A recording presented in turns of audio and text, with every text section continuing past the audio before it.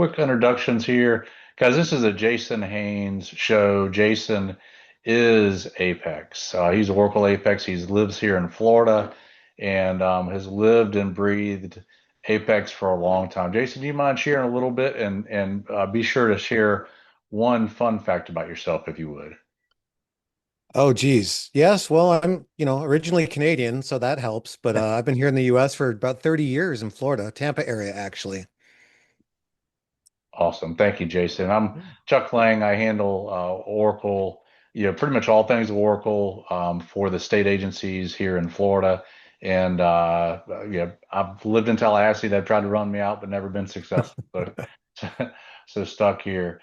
Guys, we're going to show an agenda here, but it's a lot. And just the point here is Jason has a lot to cover, really cool stuff from how to use it, from demonstrating, building an app to adding AI to your apps using Apex, dragging and dropping, really cool stuff. So grab a screenshot if you like of that. And if you have any just housekeeping, if you have questions, put them in the Q&A and we will capture them and email them back out as a follow-up. But this should be a really super informative day and looking forward to seeing what Jason's got for us. So I'm gonna stop that. All right. You take over. Let me switch over and share myself. Make sure it's the right monitor. All right. Thank you, Chuck, for that introduction. Welcome, everyone. My name is Jayson Hanes, as Chuck's introduced, and I'm here to talk about generative and low-code development everywhere Oracle database is. And this genuinely is all about Oracle Apex, formerly known by many as Oracle Application Express. For those that didn't know, fun fact, that what we know today as Apex has been around since 2004. It was released as HTML-DB 1.5, and it has continued to evolve, and it became Oracle Application Express for a little while, and now it is known only as Apex in all capital letters, even in an email. So if after this session you're like, hey, let me email Jason and ask him this question about Apex, and if you have a mixed case Apex or a lowercase Apex in the subject, it just goes right to the trash. Outlook doesn't even bother telling me that the email came in because our Oracle Apex is Apex in all caps. So in any case, you should be seeing my title slide here. Just make sure, Chuck. Um, I'm not seeing the green border that I normally usually see. yeah, let me. Now you got it. Yep. It is being shared. Okay, sorry about that, everyone. So I'm a senior principal product manager out of Tampa. I've been at Oracle for the better part of 8 years. I've been on the Apex product management team here at Oracle for just 4 years. I just celebrated my anniversary on that. But I've been using Apex since 2006. So doing the math quickly on that, it's fair enough to say I've been doing Apex stuff for about 20 years, right? Now, to give good context to that, I just didn't wake up one day and start using Oracle Apex. I used to be a Java and a .NET developer. I got my start in the early 90s doing point of sale systems, all the way back in Quick Basic and Turbo Basic, and I mean, all that old DOS stuff back from the 90s. And I've just evolved ever since. And when I was shown Apex in 2006, it really changed the course of my career for many good reasons. And it actually brought a lot of joy back into my life. I'm just going to be honest.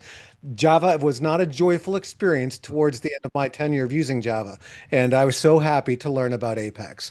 So today we're going to talk about that in greater detail.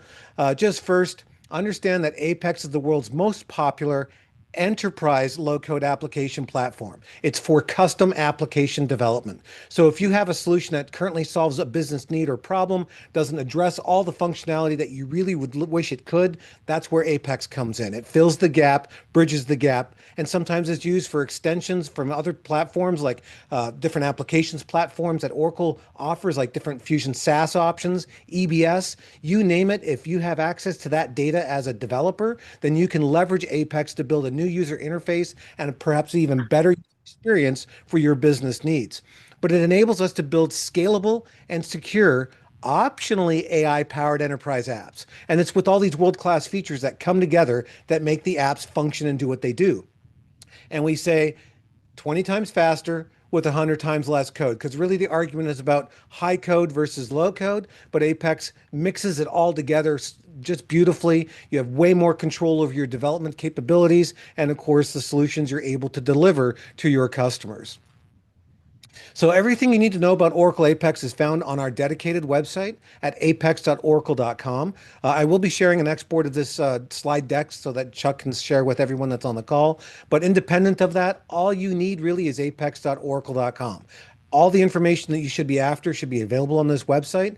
But if you just generally are interested in Apex and you don't want to mess around with any of your local infrastructure, understand that you can start for free today right from here. So generally, the technology we know as Apex is not a .com. You don't go to whatever.com to use quote Apex. Apex is literally available everywhere Oracle database is. So that can be on premises, you're on premises. It could be an Oracle Cloud or any of the hyperscalers or any of the other multi-cloud options. Wherever Oracle database is, Apex is a no-cost feature that's available because you have that Oracle database, whether it's a service you're being provided or it's the licensing you have on-prem, you have it. However, apex.oracle.com is hosting our customer evaluation instance of Apex. And when you click that Start for Free button, you're well on your way to creating what we call a workspace on this instance of apex.oracle.com to experiment with, kick the tires, if you will. Also understand that as you grow in using Apex in your journey, you may have a problem that you may wish to reach out via SR to Oracle support with. And one of the things that you'll be asked to do is to see if the problem is reproducible on an instance or workspace rather of apex.oracle.com. So it's a great way for us to baseline, well, what do you have compared to what do we have at this particular instance, just to compare machinery and all the configurations that go into play. So Apex again is available everywhere Oracle database is. In Oracle Cloud, we have a variety of services that are available. The Apex service is just one of them. You can get started for as low as $29 a month, literally. However, generally speaking, the development service is $122 a month, and then it goes up from there if you want dedicated infrastructure towards whatever your needs are. As Apex developers or organizations that are deploying Apex solutions, you're always going to be thinking about more than one Apex instance. You're probably going to want to have a low-key development instance, or maybe your developers have their own instances, maybe even virtual machines on their laptops. And then you're going to think about a UAT and stage instance, and then maybe even obviously a production instance, which is scaled up to handle the larger demands of your organization or of your user base. On premises is where Apex got its start, so it's still available today. The latest release of Apex works on database 19C, and it's going to be like that for years to come. Even though we've got this new kid on the block called database 23 AI, we'll talk a little bit more about that later. The reality is the majority of everything I'm going to show you today still works just fine on 19C, and in fact, our hosted evaluation instance today is still on Oracle Database 19C. So if you want to get into 23 AI stuff right away, that's where you're going to want to start with your own cloud tenancy, whether it be on our cloud or any of the other hyperscalers. Having said that, though, just understand Apex is a fully supported no-cost feature. Generally, everyone should be pushed in the direction of using Oracle Autonomous Database. And the why to that is because it's so much easier for you to maintain, in that you don't have to maintain it. We keep the lights on, we keep the patches and updates applied. Your DBAs can rest a little bit easier knowing they're not responsible for keeping all that working. That's what the managed services of Oracle Cloud is all about. So to move in the direction to where we're going to be doing demos and more deeper dives into how all this works over this next hour and a half or so, I want to baseline it with a demonstration of a sample Apex application. So from the perspective of my Edge browser here, you should be seeing I'm on apex.oracle.com here. This is our website where you can learn, as I mentioned, all about the other intricacies of Apex. If you want to dive into Oracle Apex and AI, understand what the various features and capabilities are, or what it really means to be powered by Oracle, it's all here on our website. We do have use cases. We have success stories. We even have a Learn tab, which is what we're going to focus on today, where you can learn how to build your first Apex app. You can learn about our training and certification options, and even all our hands-on labs and tutorials. And this is how it all comes together in demonstrating how it works with a demonstration app. So this is a URL to a demonstration app, and I'm going to log in with my credentials. And this one is a demonstration app, but it's a production demo, and it's based on data set from New York City. And that data set is involving, was there a question? Oh, someone joined unmuted. Okay. So this particular demonstration app comes together to illustrate a lot of core capabilities with Apex. However, from our website, should you choose to follow along, you can. You can get started by creating your first workspace here on this instance. Then you can go to building your first Apex app, and I'll show you how that comes together in a few moments. But this particular high schools app is a result of one of our hands-on labs. So we'll get into a little bit more with that later.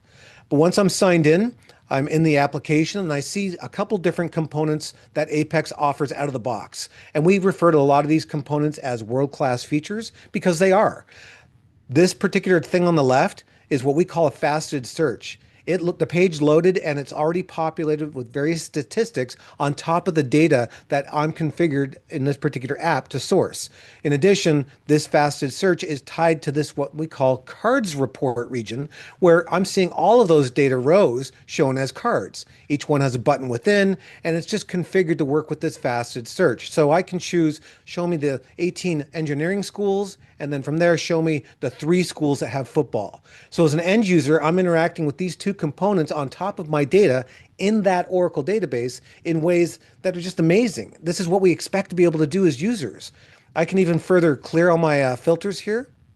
Maybe I want to filter on a keyword like king, and then I see those 427 records are filtered down to 8, and then I can see the one engineering school that has king in the name, which actually has to be, I guess, the name of the city here. Uh, I'm not sure. I don't know about New York too much, but the point is it filtered it down and I found it quickly.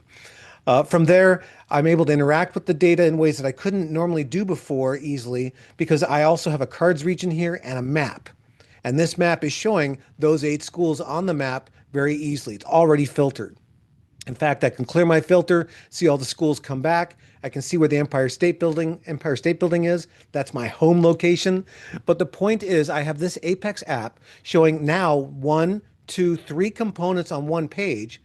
And this type of functionality, this app can be built by everyone on this call and done some with no code at all. You don't need to know HTML. You don't need to know CSS. You don't even need to know JavaScript or even Oracle database in any real meaningful way. And you can still build this kind of app functionality in record time. This particular app can be built in less than 40 minutes from start to finish in the hands-on lab. From there, this app also ties in a demonstration of Ask a Question. It's a button. You can see it here. And when I click this Ask a Button, I get a user interface for interacting with a chatbot. Now, I know everyone's used chatbots probably at this particular point. Most all of us have used Chat GPT, but this is an example of a custom app that can be built tied to a large language model service for a particular purpose and all achieved with no developer code at all. And knowing still that if I reach the limits of what that no code approach is, I can still apply low code to customize things. Beyond that, in Apex, you can still use high code if there are things out there on the internet, libraries, APIs, and things you want to use within your app. So Apex gives you as developers the capability of bringing that all together as one app. So here it's prompting me. What would you like to know about New York City high schools? I want to ask, okay, what is the best school for computer science? So what's happening now is I just typed a natural language prompt.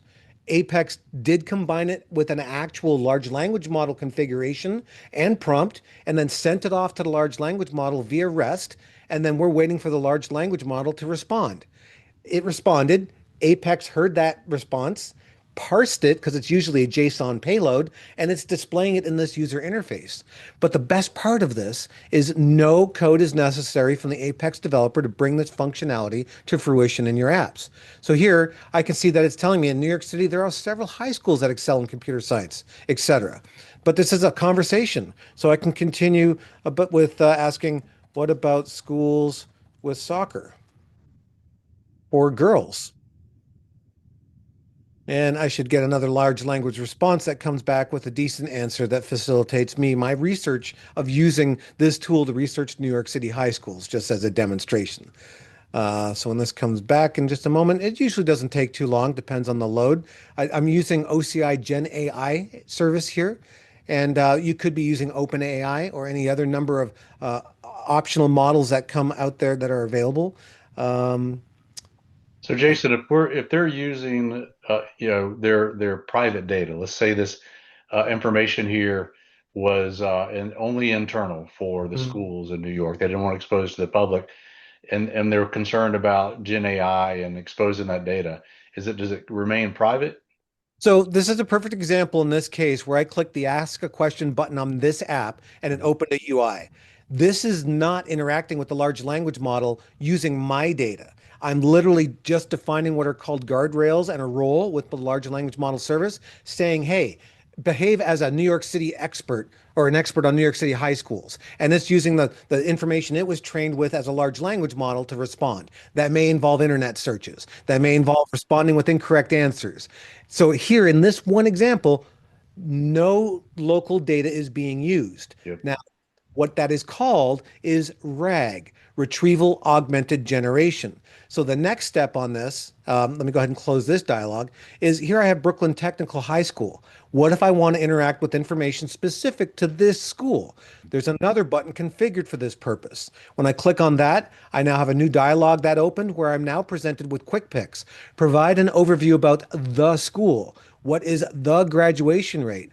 Well, how would the large language model know what my intent is? Well, it does because clicking that button passed an ID to a page, a query is executed to provide more information that is embellished in the prompt to interact with the large language model. And here I can see it knows that I'm talking about Brooklyn Tech, right? So that gives you an example how RAG can be used in an application. And we'll go into a little bit more detail in that as we move further. One other thing I want to show you, if I go back to ask a question, maybe I want to ask something like this. What time is it? Kind of silly question, but it illustrates this is configured to be a utility that only answers questions about New York City high schools. And as we dive back behind the scenes, this will all mean a little bit more to you as I show you how it came together. But it's just neat that all this is tied together in a simple demonstration app. It could be all your data. You don't have to use New York City high schools data. And then you have all this rich functionality available to you, and it comes together in Apex with no code at all. So that's just a simple Apex application tour. But the overall architecture, the understanding of how we as human beings interact with all this is about it being a low code application platform. It is abbreviated LCAP in some cases. And usually we're trying to suggest in many cases that it's all about citizen developers, right? If you can use Excel, then you can use Apex. But it goes deeper than that. You're not limited to just taking spreadsheets and making apps out of them.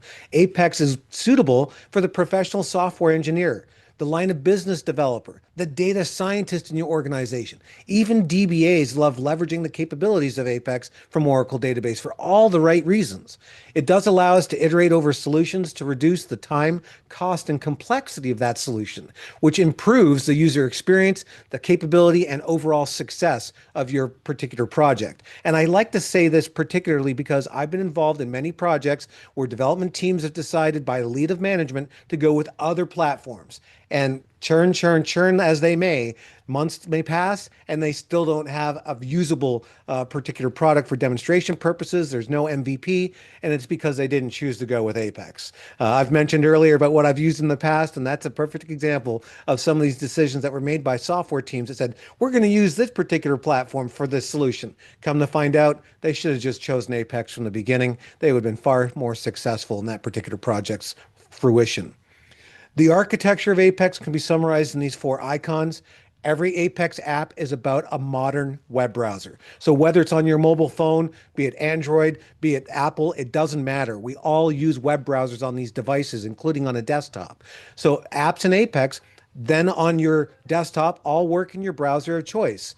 The whole idea, though, is that Apex is a no-cost feature of every Oracle database. And although it's there, you have to get access to it. It has to be configured to be exposed. And this is where the middle tier exists and what we know as Oracle REST data services. So your minimal viable product for a web server when it comes to using Apex on Oracle database is ORTs. Now, this can be embellished as a container within WebLogic. So if you have a WebLogic license, then this is something you can leverage for various purposes, usually having to do with security and other web server features, but also is quite often leveraged with Tomcat. But Ords can run standalone perfectly fine and address the needs of facilitating web URL communication to that Apex instance in that particular Oracle database instance. And this can be 19C through 23 AI today. Think of Apex as not just a feature of Oracle database, but as a PL SQL engine to basically answer that request, do the processing and the queries, gathering those results, and sending it all back to the client browser. So, a question from Andrew: can you utilize Oracle Database 23 AI and use Apex? Absolutely. I'll be demonstrating that towards the end of our call here. Currently, that's your best option for such is on Oracle Cloud Infrastructure or one of the multi clouds where you can deploy autonomous database, and then you can choose 23 AI or 19C. Further, however, we do have the option for a virtual machine. So as a developer, you can download Database 23 AI free as a virtual machine base. It's on a Linux machine where you have ORDs all ready to go in standalone mode, and Apex 24.2 can be exercised as well. And if you'd like to learn more about that, I can show you. But the whole idea here in this architecture is all these kinds of low-code developers can leverage that Oracle database with Apex to work with any remote service or remote data tangible. So the question is, if as a developer you have access to that data, then yes, you can leverage it with an Apex app, however what you wish, whether it's a map, a user interface, a form for data entry, any business use case you can think of, you can embellish in the purpose of delivering a solution with Apex. All the app development from the Apex perspective is done in a web browser. There's no software to install, nothing to get a license to. You just go to the URL where that Apex instance is. If you don't have a workspace, you request one. If you do, you sign in and you start developing. I'm going to show you that in just a moment. But the key difference to how it works as a developer for Apex is with high code, you would use a text editor of choice and do line one, do this, line two, do that. And you end up with hundreds, if not thousands of lines. And then you save that and maybe you compile it in the case of Java. And then you have to deploy it to a server where it can actually run as long as it connects to the data source and all that other set of configurations. But in Apex, all you do is you hit save. Once you've hit save, it is technically already in that production instance. The next request to that Oracle database for that page or component in that app simply refreshes from the configuration saved in that Oracle database for that purpose. And that's what we call metadata. And app definitions are stored in that Oracle database as the metadata. So that's why we say it's a PL SQL engine in the Oracle database. That's really what Apex is. But at the end of the day, Apex is all about declarative configurations for various purposes. There is no code generation. Nothing gets generated out to JavaScript or generated to use other frameworks. What happens is when you request a page or component, as you'll see, that Oracle database, by way of Apex, does queries, achieves a summary of information like HTML, CSS, and JavaScript that gets sent back to the web browser every single request. And that's how it works. It's extremely efficient. It boils down to one request and one response from that Oracle database. So if the data is local, near zero latency access. This is the power that's unmatched from every other solution out there on the internet today. Suffice to say, I can brag, Oracle just does it better with Apex and Oracle database, especially on autonomous. So just to put some money where my mouth is here, I'm going to show you how easy it is to build that Apex application. And I'm going to revisit this later with other functionalities of AI. But for now, I'm going to keep it real simple just so that everyone on the call can optionally follow along. So this is that example demo app. I'm going to go ahead and close it. I'm back on apex.oracle.com. And from the Learn tab, I'm going to focus on building your first Apex app, which is what you can do. But the first step you'll need to exercise if you don't have your own Apex workspace is go to the Start for Free today. In doing so, this is where you can request your free Apex workspace on this customer evaluation instance. So you can sign up for free, get that email, click the button, and you create your workspace. Then you sign in. Once you've done that, that's where the steps of building the app come in. But you could get Apex on Oracle's cloud.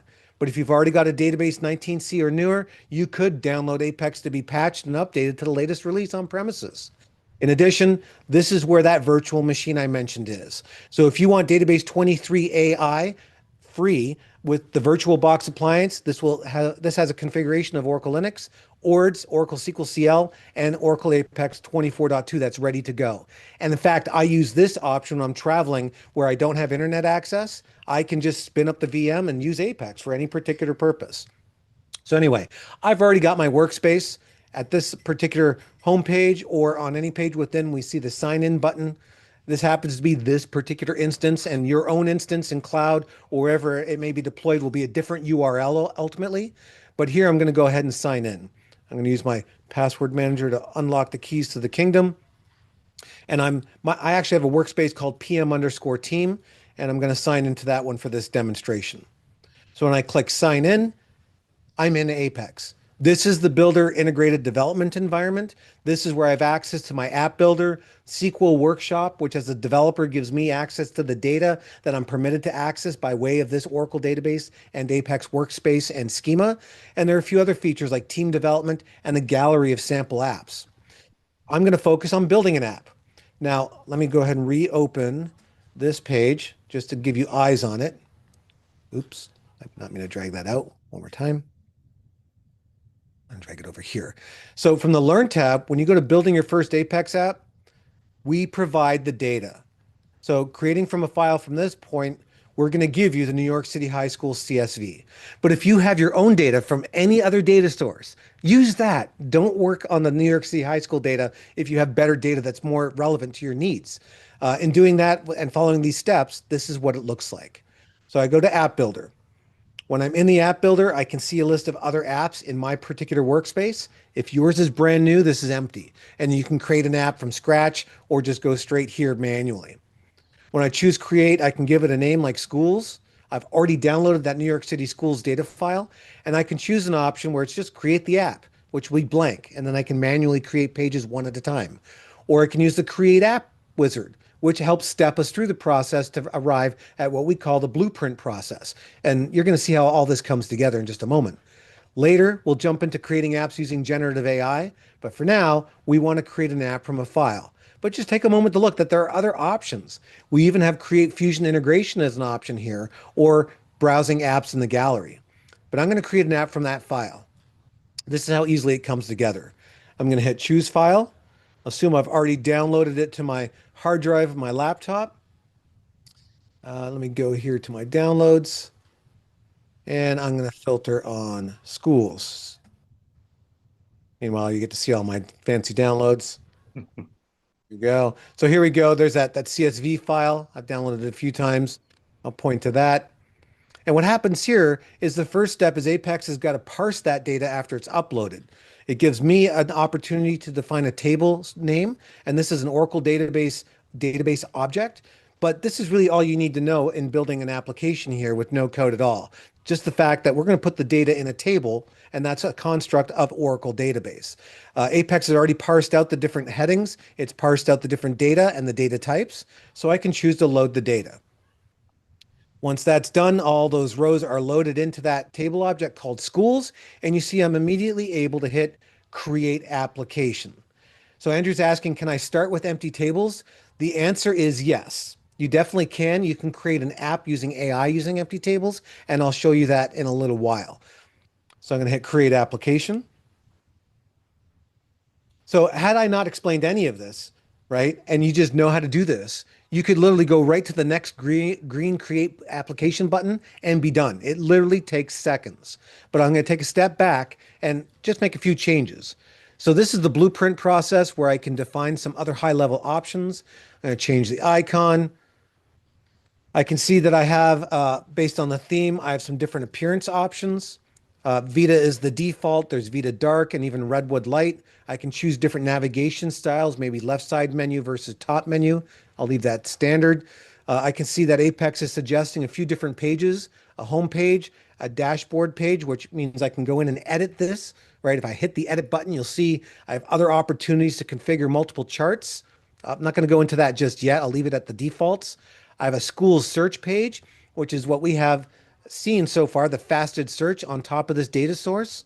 And at a minimum, I don't like the fact that it says schools here. I just want it to be search. You can see also I can choose between report or cards region here. I'll hit save, and I want to change this title as well. Instead of schools report, which is redundant, I'm going to call it report and hit save changes. And I can see that the actual report, though, is what we call an interactive report with a form page. So this will actually be two separate pages configured to work together. to facilitate full CRUD. That's create, report, update, and delete. All that comes together. And I can see now I have options for different features that I can enable. Just by clicking a button, this is telling Apex that when this app is being created, to add that feature functionality, user interface, the pages, and any configuration that makes them all work together. I hit create application. Hands off. All that's happening now is Apex is taking my decisions in the wizard and building the application out, page by page by page by page. Now, depending on what tool you're using, whether it's AI or the Blueprint Wizard, your mileage may vary. But here I can see I've got 14 pages that were created. That home page, dashboard, search, report, and form page are the first five here. All these other pages are based on the feature functionality. But the app is done. This app has been built and it is in production. It's protected with my workspace credentials. So by default, every app you create is secure. You can configure it to use social sign-on, single sign-on, all the different authentication standards that are out there. You can configure in Apex, but out of the box, we're using Apex users for simplicity. I'm going to hit run application and it runs in a different tab. I'm going to credential in with my workspace credentials. And now I see the results of my application development effort. I have a menu. I have a dashboard page as illustrated by this homepage, search, report, and administration. I can go to dashboard and I can see the visualization of my data rendered as a pie chart, as a bar chart. All that came together without me even knowing a query, without me even needing to know how to do aggregations. How do I do grouping? How do I do any of that data type stuff? I didn't need to know any of it. Apex made all this work with no code at all. Further, if I go to the search page, it looks familiar. I showed you at the top of the hour that one demonstration app, but this is already hooked up to my data set where I can filter the data using what's called on the right side a classic report tied to this faceted search on the left. And it's already configured to filter the data. And there isn't one in Manhattan. Here are the 8 in the other different boroughs. And the report page is a bit different. This is using what's called an interactive report. It's showing me all the columns, good or bad. I can still filter my data. Right? That's what a filter looks like on an interactive report, but I have an actions button. And for end users, this is giving end users the opportunity to interact with the data and create their own reports. So I can go in here and choose, well, I don't want all those columns. Let me remove all these extra columns from this report. And I only want these columns in the report. I've now just configured that report to be more simple. I can even come in here and choose report save and make this the default report for all users or a separate named report. As a developer, I have control over making it a primary report or an alternative.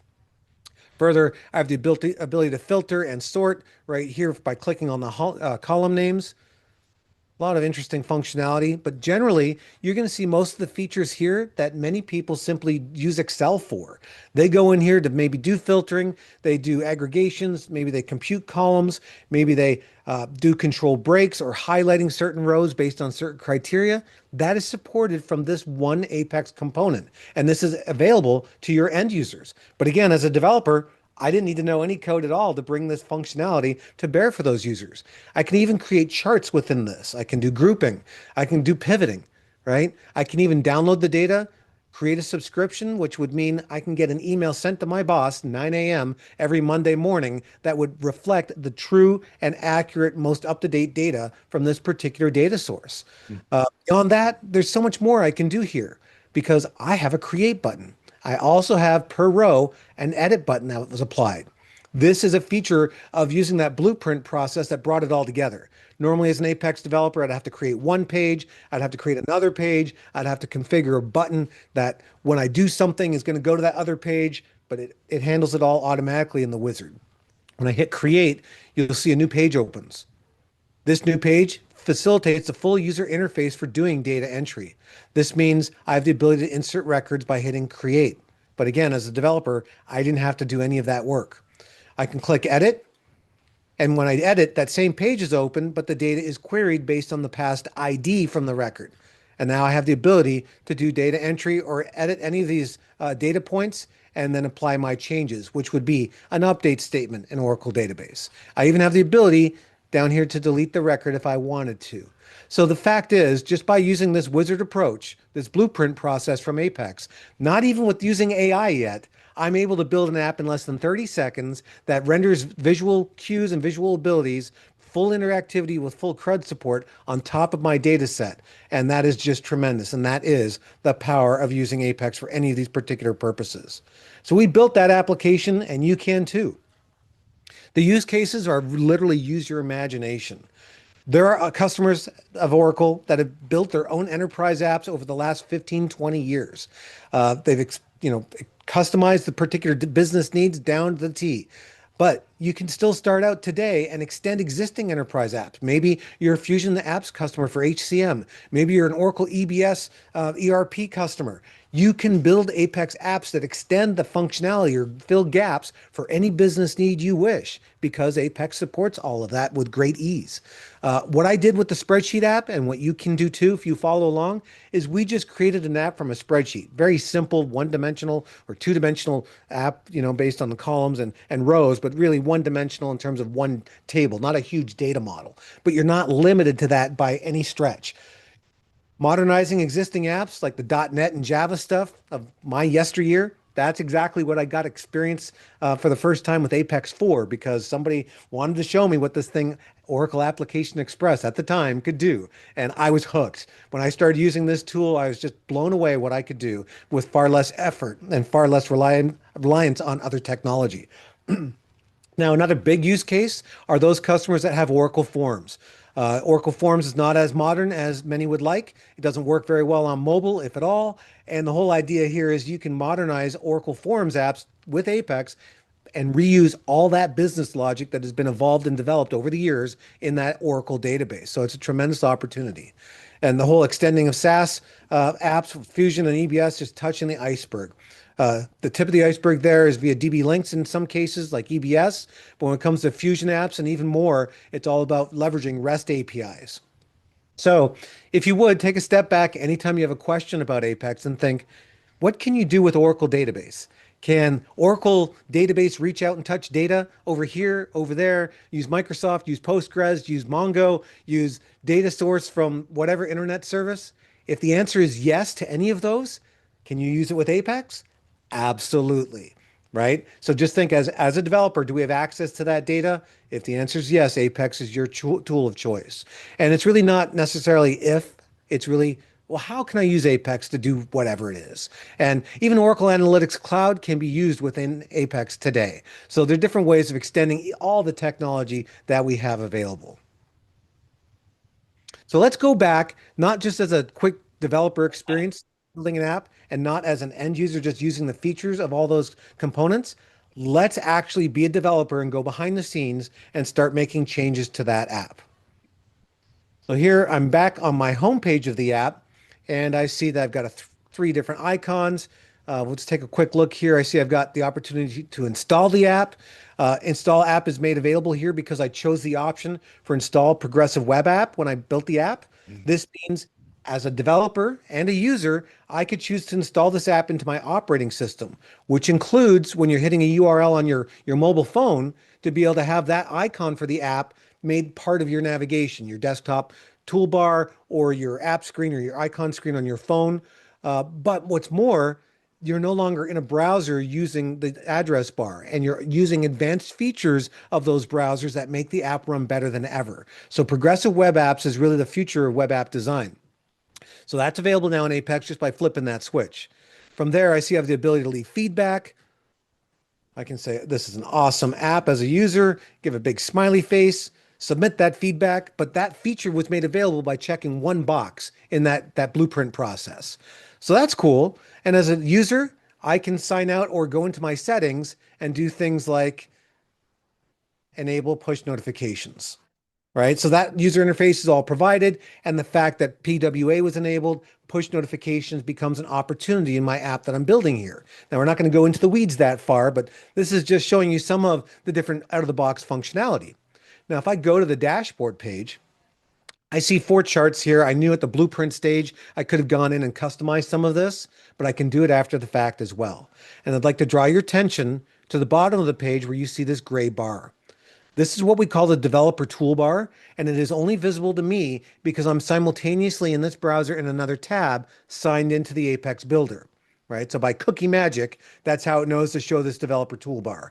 Regular users will not see this, but I have tremendous capabilities because I have this toolbar. As a developer, I can decide, well, I want to customize my look and feel. That can be achieved via Theme Roller. So if I go to Theme Roller, I can see now I've got this user interface. I can make this a little bit bigger. I can see my current theme is Vita. I can go and look at different colors. I can go and change, oh, I don't know, these colors to something different, maybe purple. I can go and change the body color. Instead of that, maybe I want it to be red. I mean, I can go crazy, right? As I scroll down, there's even more options in here. I can choose different region colors. I could even decide, you know what? I just want to throw some custom CSS in here because I asked ChatGPT to help me out with this, and I'm going to copy and paste and make it work. That's a possibility too, but your mileage may vary. But what's brilliant here is if I just want to go from that plain old theme, I can go to another theme like Vita Dark. I'm going to lose my customizations, but I could have saved them. If Vita Dark's not my fancy, I can go to Redwood Light. I hit save, I close Theme Roller and just request that updated page from the server, and I can see how my entire app has been reskinned. Again, no code at all. Didn't have to be a UI designer. I don't need to know anything about CSS, and it has just applied to the entire app and my whole experience. It's just really nice to be able to do this in Apex. From there, if I go back to the dashboard, maybe I decide, well, I have 4 charts. Okay, thank you, Apex, for helping me out, but this method chart, let's delete it. Neighborhood chart, it's a bar chart. Maybe this would be better as a pie chart, right? Or vice versa. How does an Apex developer now start making changes? Well, we can use this developer toolbar to start doing things like, in this case, edit page 2. That's the same thing, however, as going to the other tab and drilling down into a page like this through this icon. So let's just illustrate it by the developer toolbar, page 2. I click on that button, and I'm now showing you for the first time Apex Page Designer. This is where Apex developers spend their time. This is where we see the rendering tree of all the components on the page. This is a hierarchical view. If I make this vertical bar a little bit wider, you will see everything expands. So this is the rendering tree tab. There's a dynamic actions tree tab, a processing tab, and so forth. They all have their needs and purposes. The layout is showing me the 30,000 foot view of the different objects on the page, but this is greatly simplified. Your experience from a new workspace will be a bit different because you'll normally see this component drawer down here where all the various page items can be drag and dropped to different positions on the page. Even page items can be dragged and dropped or buttons. And that was a glitch. Hold on one second. My browser has decided to manifest something that's really annoying for Oracle employees. Give me one second here. This one here. This is not at all normal, but it just seems to happen to us. Stand by. And of course, What I was, happens when you have a 4-year-old computer? yeah, that too. So okay, I'm back. I'm back to the browser, showing you the component drawer. But these are all the components I currently have my page. And as I click each one, you see the rendering tree give me focus as to what item I'm on. And on the right side, you see this region is a tab by the name of region, and it defines all the various declarative properties that end up as metadata in the Oracle database if I hit save. That includes making other changes. Now, before I make changes, just to show you, each one of these regions is based on an HTML template. It's a given fact. It's a web page based on HTML, CSS, and to some degree JavaScript. But what I'm hiding here is what we call slots. And many of them are empty because they give you the opportunity to drag and drop those components to various positions within templates for various purposes. But in this demonstration, I don't care about showing you that complexity, so I actually have them hidden. So I just want to be clear on that. But I can still see for in the case of method, this chart is the one I decided I don't really like. As a developer, how do I get rid of it? It's as easy as clicking on it and hitting delete. It's gone. Everything's realigned on the page. I'm given focus to the neighborhood chart where I see it is currently typed chart out of all the different region types, but I see there's an attributes tab.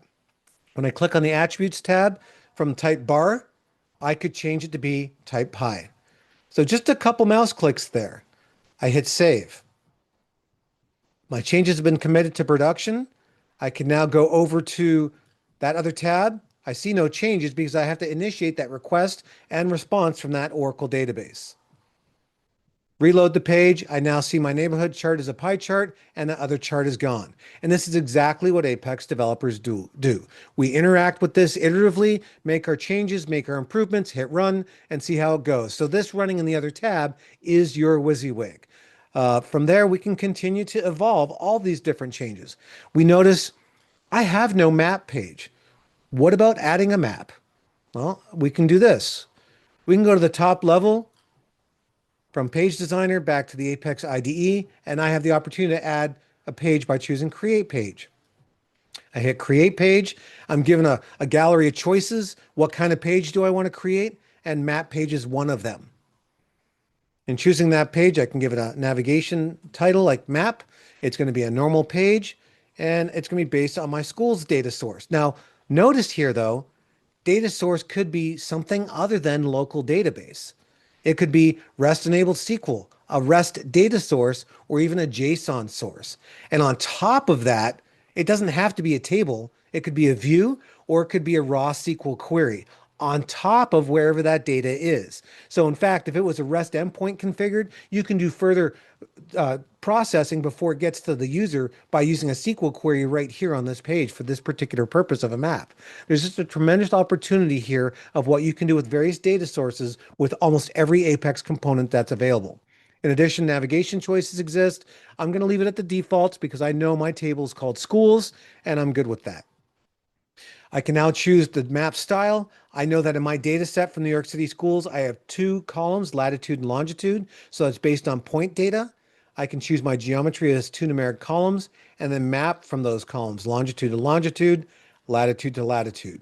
The tooltips on the map, instead of borrow, I want it to be school name, and I do want it to have a faceted search. So by choosing these wizard options, ends up with a page that is more complete for a particular direction of functionality. All right, so I just created the page. I'm brought back to Page Designer. I see the rendering tree has a left column. That's where the faceted search is. There's only one thing for searching called P6 underscore search. That is the way Apex does page items on the page, which are like variables, if you will.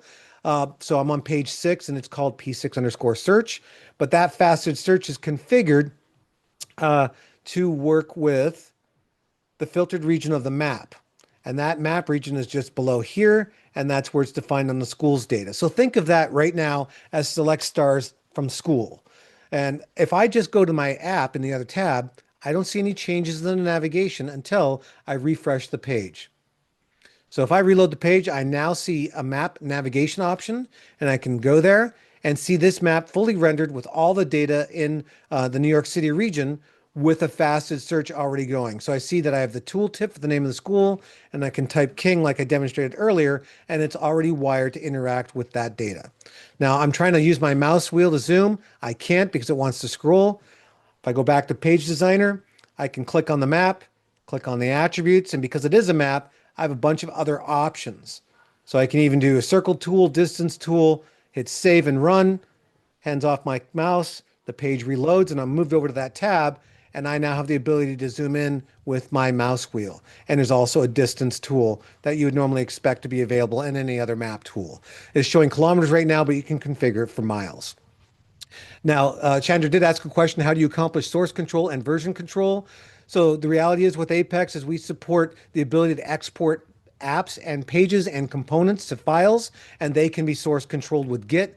You can work with pipelines and CI/CD with Jenkins and other tools. Even all of it can be scripted with SQL CL at the command line level. And we have a technical paper that I will share with you that goes into greater detail for how all that could be answered. In fact, I can send that to you now. Let me put the link here in the chat. That is our technical paper on the subject. There's a lot of great information in there. All right, so got the map, got my faceted search. It's not good enough yet because I want a facet on here for maybe the different borrows. As an Apex developer, how do I add that? Well, it's pretty straightforward. I can just go back to editing page 6. I see in the rendering tree, this is my faceted search. I can now right click on facets, choose create facet. And instead of new, which is the default, I'll type borrow. Having done that, I'll see it tells me I need to define the list of values. And since this faceted search is already targeting the map data source, just choose distinct values. Apex has already understood that it's the database column borrow. I hit save and run. And now I have a faceted search with a facet for interacting just with the borrow data. So that's how an Apex developer iterates through all the different features available to you to make the app do exactly what you want it to do. All right, Jason, I've got some GPS numbers for grouper holes. I'm gonna have to talk to you on the side. Sure. Hmm. All right, so we made some changes to that app just at a high level, right? Nothing really in the weeds. But the summary so far, just in the last many releases of Apex since 2019, that 2019 19.2, Apex had faceted search. That's what you're seeing on the left side of these apps. You then see the cards region, which came out in 2020, Apex 20.2. That's what you saw with the different buttons inset and that look and feel. Then, after the pandemic, the maps region became a thing. So, as we evolve with each release of Apex, there are new components that are being worked on to be available out of the box, and almost every one of them starts with no code, including moving all the way forward to this thing called AI. Right? Last summer was a big splash for our release of Apex 24.1, which supports AI assisted development, which I'll be delving into a little bit more here shortly. And we made it better in January with our last release, where we have declarative RAG and being able to create data models with AI, which I'll also make sure that we talk about here towards the top of the hour, the next hour. So there's just a lot going on here. You can also see that approvals and unified task list came out in 2022, which we improved upon in 23.2 and made workflow visual. So you now have visual workflow capabilities in Apex. Just tremendous what you can do in Apex today. But again, for anyone starting fresh, there's all these world-class components to understand, plus the previous decade of releases of features that we built on top of since 2004. So there's a lot to roll up to learn about Apex and what you can do. But it's just one of those things where once you get involved in using it for any particular purpose and see how much fun it is, it's amazing how it works. Hey, Ozdan, I will not have time to show you the document generator, but I'll go ahead and send you some information on that. Okay, so the summary here on all that I've shown you so far is this was me in 2006. I literally was this guy on the left pushing this cart of technology around. And to me, you know, if I don't have to be an expert at all those things, but still do my job and enjoy and have love with, the work that I do every day, it's not work. And that's what Apex brings me and has brought me since I started using it 20 years ago, because this guy's illustrating in this cartoon that this is all you need to deliver most solutions that you're after building in the cloud on the Oracle stack could all be achieved with Apex without the fuss of all that other stuff. So that was from a customer posted that. That was someone on LinkedIn that posted this. Yes. Yeah, yeah, it's pretty cool. It's super cool. I mean, it's the embodiment of exactly where I am at and why I think it's important to share in terms of the journey of Apex for any potential customer to understand what they're missing by not leveraging Oracle Apex out of Oracle database. This is what the summary is. Why? It's all it is, question marks. I could replace this slide with a bunch of question marks there. It's like, don't bother. Apex is all you need. Yeah. So segue on to this whole AI world of things, the Oracle AI and machine learning stack on OCI. This is just tip of the iceberg stuff. However, this is the breadth of what's really available in OCI today. On top of your Oracle Apex applications, all the AI services are available to you. All the machine learning services, all of those are leveraged in Apex by way of Apex REST data sources. So even that original example I showed you with the New York City schools where we're interacting with a large language model, I am interacting over REST. Whether I know it or not, as a no-code developer using Apex, it's still REST. And the large language model is being communicated with in that capacity. And that's how it works with all the other feature functionality available in cloud. So if you want to do AI vision or document understanding, speech assistant, or working with machine language, one form or another, you're going to be leveraging REST, just like you would for your third-party data. But just in general, over the last year or so, since Apex 24.1 and 24.2 came on the scene and this whole narrative for generative development, understand that the Apex AI assistant, which is what made the big splash in 24.1. So from there, we actually can create an app using AI with a prompt. We can leverage the feature as a developer with the Apex AI assistant and use natural language to SQL. So if you don't know how to write a SQL statement, you don't know how to do grouping or use aggregation, analytic functions, you can now use AI to help you achieve that in every facet of the code editors available in Apex today. So if you're on a chart series, instead of doing select whatever from whatever table, order by this, group by that, AI will come back with the response and do that for you. And that's super cool. Further, if you've built a query and it has an error, you can use AI to interact with that code to figure out what you did wrong or what needs to be done to make it work. And I'll show you that demonstration in just a moment. And what we showed you in the New York City school demo is just the conversational AI dialogues. See, before Apex 24.1, there was AI, right? Could a developer in Apex 23.2, 23.1 interact with AI? Absolutely. But it required API calls in PL SQL to do Apex make web requests to those sources, PL SQL to assess the data, put it all together, CSS and HTML to make that dialogue happen on the screen, and JavaScript to allow you to interact with it. And we've removed all that responsibility off the table for the developers. So it's just getting better. But in parallel to all of this, Database 23 AI became available in cloud. And Oracle Database 23 AI offers hundreds of new features to Oracle developers, to which many benefit Apex in ways that you cannot achieve in prior releases of Oracle Database. However, everything I'm showing you today, until I mentioned otherwise, is leveraged on Oracle, apex.oracle.com, which is 19C. So much of all our functionality still works on 19C until you get into those features that are specific to 23 AI, like AI vector search. Anytime you're talking about vectors, you're talking about database 23 AI. The latest releases of Apex still work on 23 AI, and you have access to interacting with those features. But when you're on 19C, you don't have access to vector functionality on database 23 AI. And I'll show you some of that stuff on 19C on apex.oracle.com. But there are a whole bunch of other features in Database 23 AI looking forward. We do support native server-side JavaScript in the database with 23 AI and JSON relational duality views and so much more. I mean, really, learning about what's available in 23 AI are hours upon hours of coursework in and of themselves, especially if you want to get better at it. So here's really the kicker, though. Do either of those products come with AI? No. Apex does not have AI. Oracle Database does not have AI. You bring your AI to those products. So in the case of Apex, when you spin up your first database with Apex deployed on cloud and you're in your first workspace, you don't have AI configured in that workspace. So you have no capabilities of leveraging AI in Apex for any purpose until you add it to your workspace. Same thing goes for database. Database has to be configured to work with your AI service. And remember, AI service could mean OCI Gen AI. It could mean Cohere. It could also mean OpenAI, which is a function of what's, ChatGPT, it's the behind the scenes of ChatGPT. All that can be leveraged, but you as a developer have to configure it in Apex first. So what that really means is this page here, where you see this, you won't see it until AI is configured in your workspace. Further, I haven't had a chance to show you yet, but when you go to the various code editors, you see this Apex Assistant button right here.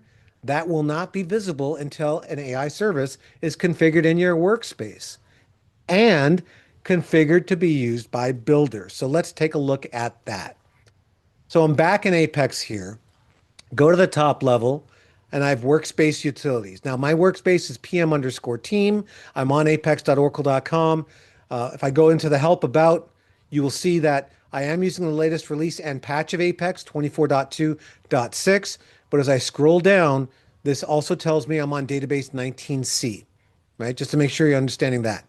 But here, if I go to workspace utilities, I have a generative AI option. And this is where I have configured my credentials for my AI services in this workspace. And because one of them is configured for use by App Builder, that's why I see the button that allows me to create an app using AI, create a data model using AI, use the Apex AI Assistant, and so forth. These other three become options for when I'm using features in an app, such as opening that chatbot, such as configuring an AI service for RAG, and so forth. Now, when I hit create, this is what you'll see from the first step. It's blank. You have to choose your AI provider. So this is where you choose OCI Gen AI service, OpenAI, or Cohere. And depending on which one you choose, you'll need to provide those credentials for the services. OpenAI, it's just a key, but in OCI Gen AI, there's more. You've got tenancy ID, user ID, compartment ID, fingerprint, private key for the credentials, and then boom, you make it work. I've already done this. And in fact, this OCI Gen AI is the one that's configured for use by App Builder. So the way that looks is when we go into it, you'll see used by App Builder, and mine is switched on. And I can see which AI model I'm using. So I can even click test connection. And I like to do this first so as not to embarrass myself. I tested it and it works. So that means I should be able to use AI in my builder and make this work. So having done that, if I go back to App Builder, I can hit create. This is where I see create an app using generative AI. So if I choose that option, I now have the opportunity of interacting with the AI service for any number of different functionalities that I wish to build an app on top of. But to understand this, though, building an app from AI means that the data model must exist in the current schema. You don't go to build an app using AI unless there is at least an empty table here that demonstrates a clear understanding of the table's intent by the table name and the column names, as well as data types. Once you have that, you can use this functionality. Now, I'm not going to demonstrate this right now. It takes a little bit of time, but I just want to give you eyes on it that even in SQL Workshop, when I click on this option, you'll see in the bottom right, this is where a task for creating a data model using AI exists. And Najem, yes, this is being recorded, and I will be submitting a PDF of my presentation content. So here on this Apex Assistant window, when this opens up, at the speed of however that's working slowly, there we go. Let's create a data model together, describe the kind of elements you want. I can choose a quick pick, sample project and task management, or sample school course catalog. I have both those opportunities right here to create a data model. If I then create a data model, I can then go back and create an app using that data model using AI. So that's how the two work together. And I'll demonstrate that a little bit more in just a few moments. But first, either of those interactions can lead to interactions in the code editor where you have the Apex Assistant. There are two features here on the upper right of this particular inline chatbot. You see it says Query Builder. The other one is General Assistance. And the reason I'm drawing your attention to this is I want to play a 2-minute video, actually it's 3 minutes for the parts I'm going to show you, that illustrates using this as a developer. Understand, though, that as you do interact with the large language model as a developer, that certain data is sent. Not your table data, not by default. There is no real RAG as far as your data is concerned as a developer. But we do send a list of the table names in context to the message that you're prompting and the Apex metadata relevant to where your code editor is. Are you editing a chart? Are you editing a series? That large language model interaction will be provided that in the prompt. Once that is done, you end up with an opportunity of seeing it all come together like this. This is using SQL Workshop in Apex, and my colleague Steve Minch has put this video together where he's using Quick SQL from SQL Workshop, which is all about using the shorthand syntax of Quick SQL to build a data model. This would then be multiple tables related with primary and foreign keys, and then he will show you how that interaction will work. So if you're not able to hear this audio, please let me know right away. Otherwise, let's listen in. In Oracle Apex, we start with a data model describing the information our app will manage. Then, to let users find, visualize, and modify that data, we create pages in Page Designer. In every page, to configure what data each region should display or edit, we use the declarative SQL language developers have loved for 50 years. For example, on a revenue overview page, while defining a chart, we can just type in the SQL if we know it. But the Apex Assistant offers a productive new approach using natural language. To show the sum of the amount due for patient procedures in the preceding 24 months, group by month, we just literally type those words. Apex Assistant generates the SQL statement, and our chart's working immediately. on another page showing recent medical procedures to let end users report on a list of patient names, procedure descriptions, total amount, and doctor names for patient procedures in the past 60 days with the most recent ones first. We just type in that thought. Apex Assistant knows how our tables are related, so it generates the SQL with joins to get the job done. We roll out our report in record time. While working on our app, we can ask Apex Assistant for help on any questions or doubts we have about SQL, like what's the difference between a join and a left outer join? Like having a personal SQL coach and mentor, it explains the answer with concrete examples to help us learn. Apex Assistant is also available in SQL Workshop, so we can use it to iteratively refine our queries. We start with a simple select showing patient names and just tell it what else we want the query to retrieve. Add a count of medical procedures done by each patient. It updates the query, and we run to see the new results. Add the cost of each patient's most expensive medical procedure in the last year, and only show the patients with at least one procedure, showing the most expensive ones first. This is really an amazing new way to be productive at building data-centric apps. If we write a query that encounters an error, we ask Apex Assistant to explain the error and help us fix it. Each interaction is a chance to learn as Apex Assistant helps us understand what went wrong and what to do instead. As Apex developers, using these same SQL skills, we can work with every kind of data imaginable. And no matter our skill level, the AI-powered Apex Assistant helps us write SQL, learn SQL, debug SQL, as well as write code using PL SQL. But that's not all. While it can help us with any query we write, it can also kickstart our whole application creation process. In Oracle Apex, we can create an app with generative AI. We just explain the purpose of our solution in natural language, including the kinds of pages we want and any particular features we'd like the app to have. And the Apex Assistant proposes a set of pages and options that meet our needs. It's a conversation, so we can add additional options we think of, like access control list-based security and the ability for users to leave feedback. If we think of additional pages required, we just ask. We can request a faceted search page and a dashboard we forgot to mention earlier. When done, click Create Application to see an overview of the app to be created, and click Create App again to finish. It gives us a great head start for adding additional features that only we know how to do. The new Apex Assistant is ready to turbocharge all of our enterprise app development. Well, you can't tell me that's not super cool to see all that come together. It is amazing. All right. Turn me into a programmer, Jason. Oh yeah, sure. Well, this is the vibe coding, right? This is the new thing. So if you want to be a vibe coder, just turn on Apex. You can do a lot of the things you need to do from a business perspective with no code at all. All right. So moving forward. In Oracle Apex, we start with Right. Let me do this. There you go. So remember this cartoon, right? Is that all you need? Well, more or less, yes. But then you start introducing AI, right? We're going to start using AI as a vibe coder. This is what happens when you use AI to reimagine that cartoon with a slightly different context. And you might be looking at this going, okay, it's a cartoon, but I use an AI service. It's all I need. I mean, look at all that old stuff on that old, Midwest or Western time cart, right? It's a wagon. And yes, it's all you need. It's Apex. I'm on these fast roller skates. But notice the guy with 3 arms.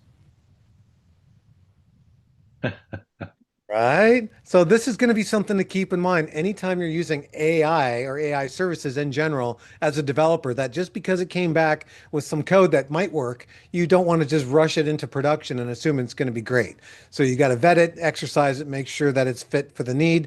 And yeah, 3 arms is usually bad, but this is the typical hallucinations we get with some of the interactions with large language models. And unfortunately, when it comes to even vibe coding, you're going to find out that that is definitely a real thing.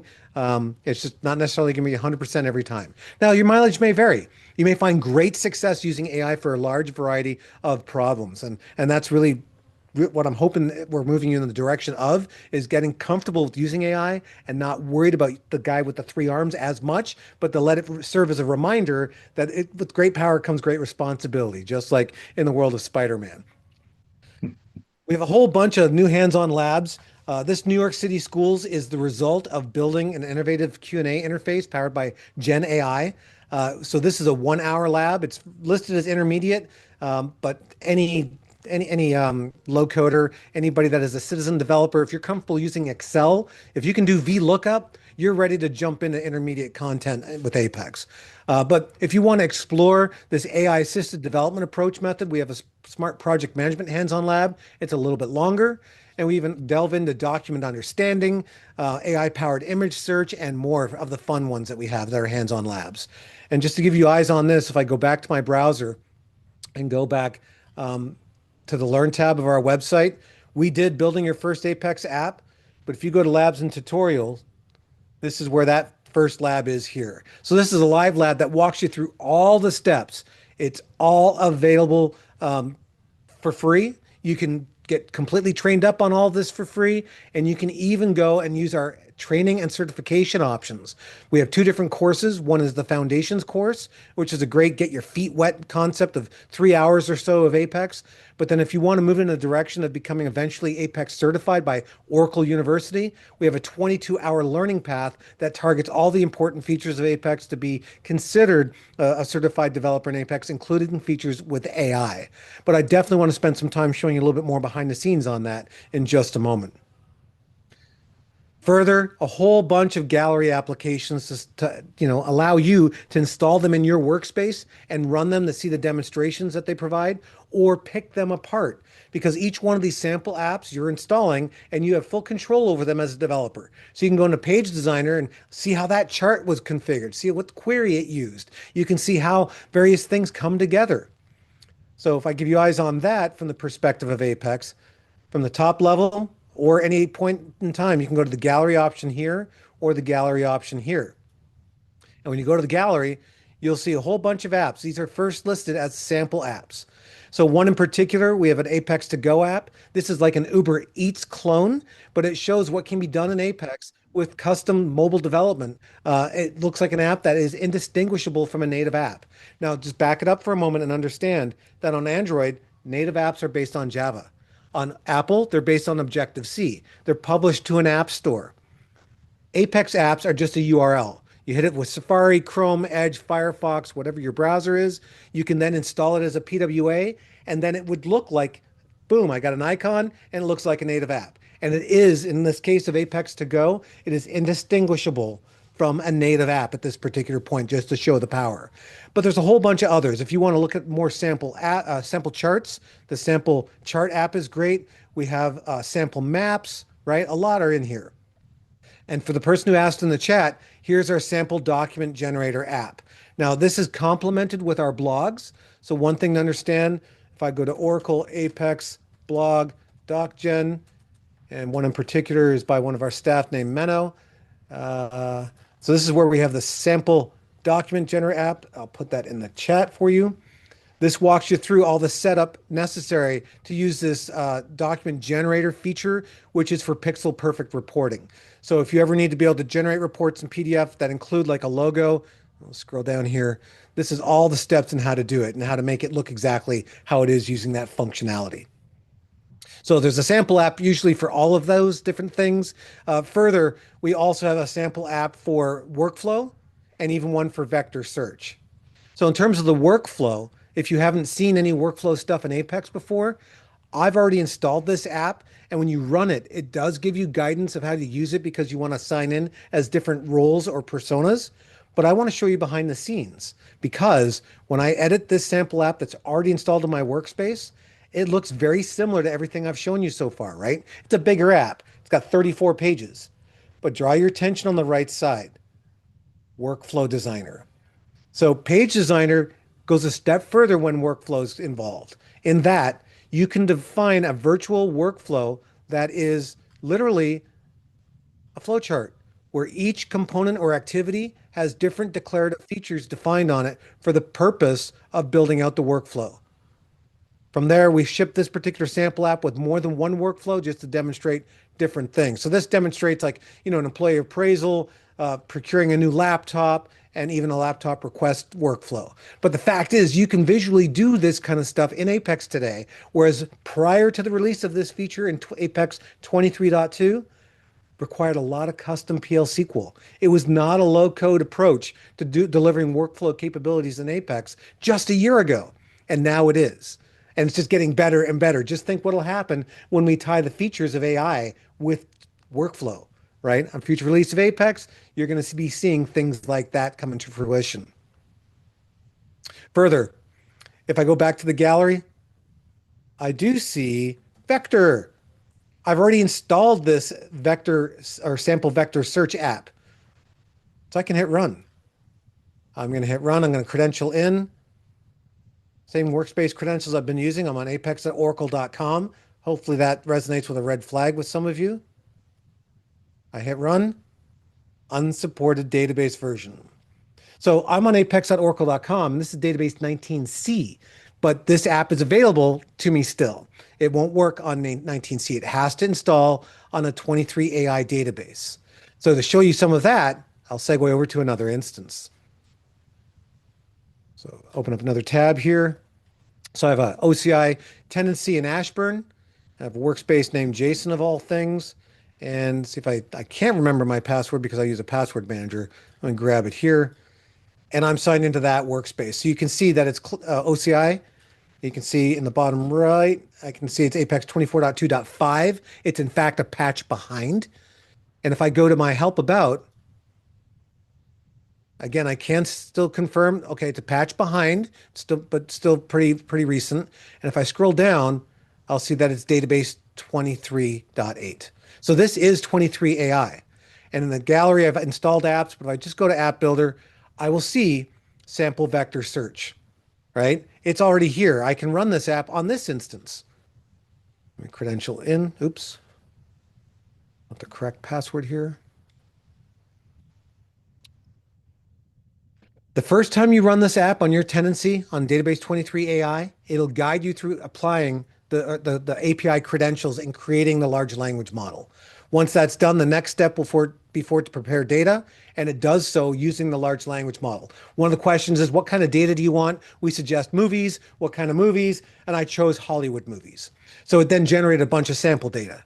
And now I have the ability to interact with that basic vector search. So what happens here is a bunch of mathematics, a bunch of new features of database 23 AI, but I'm able to leverage vector search in an Apex app in ways I've never been able to do before. So normally I could type Darth Vader, like it is even suggested, and I see the responses of Star Wars. But then those that are quick to see, oh, but Darth Vader's in this. Darth Vader is here. But as I go down, there is no Darth Vader, but yet there was a match made. So let's be a little bit different. Scary Space, The Cave, Space Odyssey, Interstellar, right? Star Wars. How is it doing this? Because my search term is being vectorized, or what we call vector embeddings are being generated based on what I typed in as natural language, but the data had already been prepared with chunking or embeddings to take the content and generate vectors in a new column in that table. And that's why vector search now works in Apex when you're on 23 AI. And the best part of this sample app is you can give your own data to the system and see how your own data can be vectorized and leveraged in this particular demonstration tool. So that's how it all comes together. So you've seen the demonstration of an Apex app with the features of interacting like a chatbot. You've seen interacting as a developer, building the application from scratch, more or less, but there's still so much more to show you. So let's get on to it. So if I go back, and this is where that production New York City Schools app is, and I run it. Very familiar. There's my ask a question, right? It was not context specific. When I click the information button, this is passing information down, allowing me to ask specific questions of that school. But how does this work? And how does an Apex developer configure all of this? That's what we're about to talk about now. So the developer toolbar shows me I'm on page 1, right? No big magic there. I hit this button, ask a question. A dynamic action is on the page that does this. I'm still on page 1. So if I edit page 1 and bring it up in Page Designer, I can find the button in the layout. There's the button. And I can see in the rendering tree, it's called ask, and it has a dynamic action added to it. And the dynamic action I added to it on the true side is just called AI chatbot. When you normally create a dynamic action, it defaults to show because it's just one of the major things that we can do with dynamic actions. And for those that are not familiar, dynamic actions are basically JavaScript shortcuts. right? So these are the two new features that we have in Apex 24.1 and 24.2. 24.1 allows us to show an AI assistant with no code. That's what this one is configured to do. There is no AI configuration, but there is an AI service map to it. And I do have a system prompt where the role and the guardrails are defined. That's how that interaction with the large language model knows they're supposed to be an expert on New York City high schools. Don't care how you do it, but answer the questions within this set of guardrails. And in fact, if the question's not about New York City high schools, respond with this utility only answers questions about New York City high schools, which means what time is it? Hits that guardrail, right? It'll tell us, hopefully in short time, this utility only answers questions about New York City high schools. So that's how we configure it.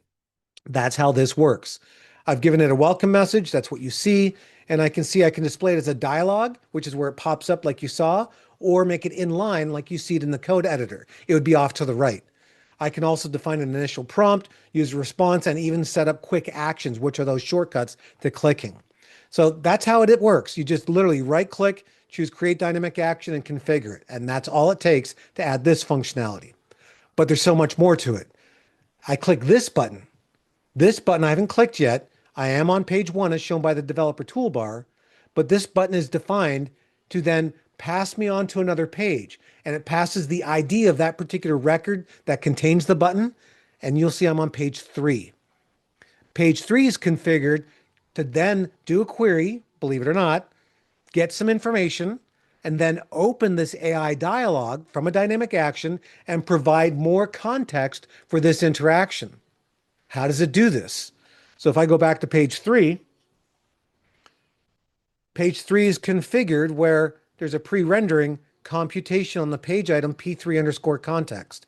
That is defined as a hidden item. I can see the computation, and that computation, if I look into it quickly, is a SQL query. And literally, because the school ID is passed from that button navigation, opening this page, a query can run to embellish this page item with the results and values from these columns based on that row. So if I'm clicking on a particular school, in this case, it was the Brooklyn Tech High School, this query is querying the different details of that record out of the local database and basically providing a paragraph with all that information. Then a dynamic action is defined, page load, then show another AI assistant. And this is where it is configured to then inject that RAG information. So that retrieval augmented generation is facilitated by a query pushing the data of the result of that query into a local page item. And this is using Apex syntax, which is the ampersand and a period, to stuff the values of P3 context, which is that paragraph, to then say, hey, this is the prompt to the large language model. Use the below content to answer all questions. So it knows all about the school I'm interested in, and it is able to leverage the abilities of the large language model for this particular purpose. So that's how it comes together. Now, it gets even better in Apex 24.2. I mean, this to some people might be a little bit scary, right? This is a SQL query. You might not know how to do it. You want the features of RAG to work with your large language model interaction. So in Apex 24.2, you now can go to shared components. Shared components is where we have basically a dashboard of all the components across a particular app, application logic, security, interface, but we also have generative AI features here. And I see that there are AI configurations. The AI services I've already shown you. That's where OCI Gen AI and my OpenAI service is configured. But if I go to AI configurations, you can create a brand new one from scratch. And when you do create, you're providing the same boilerplate information. So maybe I might choose my particular service, a particular service or system prompt, a welcome message. And then once I hit create, I can then go back in, as I'm doing with one I've already created, and see that I can define RAG sources. So this is where I can create RAG source after RAG source. Maybe here are the employees based on a region that I may have selected earlier. Here are the different roles or responsibilities of those people. Based on the query, that is another opportunity for a RAG source. And the query can be a function body as well. And then what's powerful here is you then determine the maximum number of tokens to be consumed, and then you can configure a server-side condition. And two of them have to do specifically with this interaction of AI and Apex. So maybe a keyword has to be in the conversation, right? Any prompt that's been used up to date. Maybe I have to literally use person, people, employee as a keyword, then use whatever this rag source is, or only the last user prompt contains, or any other bespoke set of logic. All that can be configured here per rag source. So when you're interacting as a user with that UI in your app, only certain rag sources will be utilized, reducing the number of tokens, cost, and improving the overall user experience for the purpose of interacting with this AI service. So that's how those few things come together. Now, turning it up a notch, go back to Apex Builder. I have another app to show you. And that other app is based on generating text. So let me run this app. So I showed you opening up the UI for the AI service like a chatbot. But in terms of other functionality, this demo embodies it very well. All it is a what we call select many list, which actually is a new feature in Apex 24.2, where it is defined with a static list of fruits and vegetables. And I can choose one or more of them, right? So I've chosen 3. I can see the number 3. And again, this user interface is new for 24.2, but I can now hit a button. This button has a dynamic action on it, and this button is configured to utilize an AI service for a particular purpose. So now what do you think Jayson has got happening with this AI large language model interaction based on a list of fruits and vegetables? What are they an expert in? What's going to come back? And how did I send this data?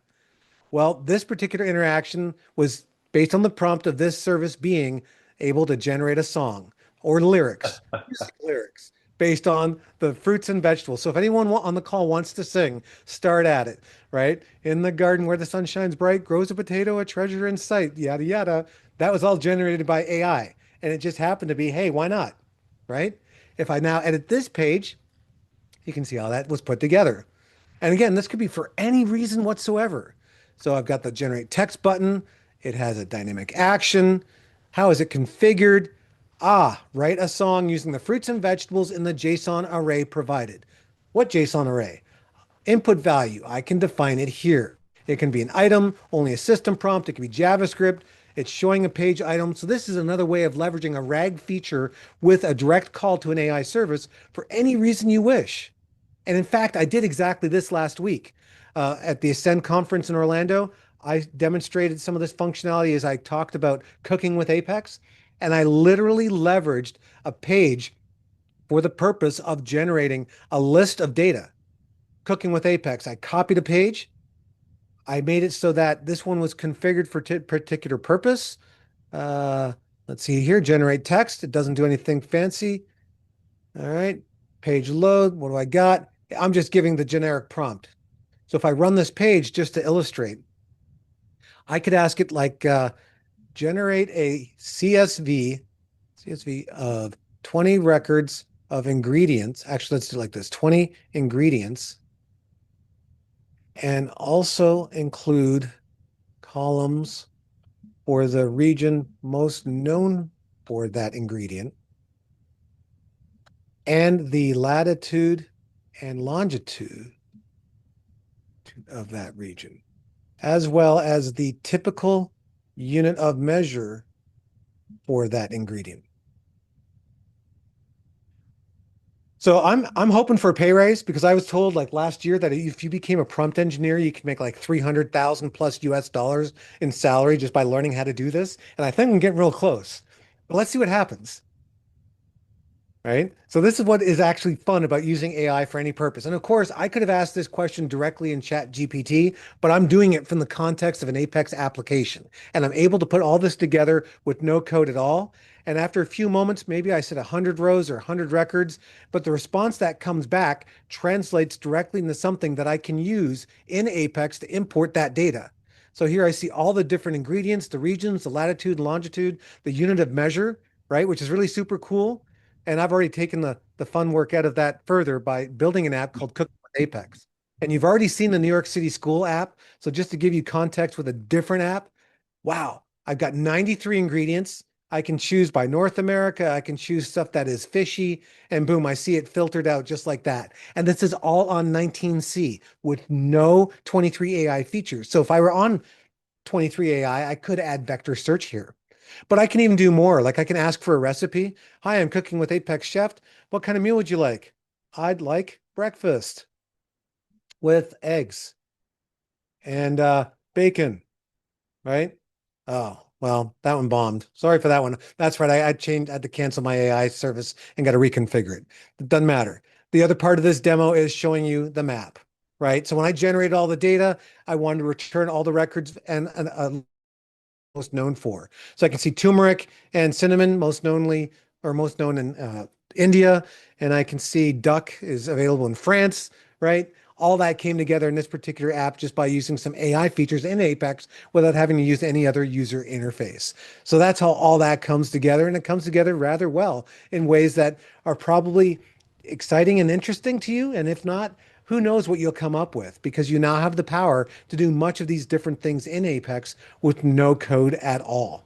So, Jason, quick question. If someone's running 19C and they want to run AI and vector search and RAG, could they develop the app in 23 AI and point it to their data that's in their 19C database? Yes, absolutely. Because the two databases can talk to each other via database links, DB links, or you can publish a REST endpoint through ORDS on that 19C incident or sorry, interface. It could even be on-prem versus cloud, right? If you have the internet connectivity configured, it works great. Maybe you have fast connect, it works even better, right? So there are a lot of opportunities there. Yeah, thank you. Yeah, so from there, I've shown you all the major components of what's all about Apex and AI and the various components that come together to allow you to build your apps very quickly and easily. I'd like to take a few moments to open it to questions. If there's anything else on any tangent you'd like to talk about on the scheduled time, we have a good 28 minutes left. I'm happy to embellish it or continue. I have a lot more to talk about if you'd like, but I'd like to give you an opportunity to ask your questions. Feel free to go on off mic. I don't know on the webinar if they can go off mic. Oh, they can't? Okay, did Yeah, anyone, you'd have to uh, be in the chat. no other questions? Well, feel free to type in some more questions for me. In the meantime, I'll go ahead and tell you a little bit more. Source control. Okay. So source control is not built into Apex. There's no interface from the builder to Git. The reality is I just built an app called Schools, and the way it works is when you navigate to a school as a developer, you can export the app. And when you export the app, you have a few choices.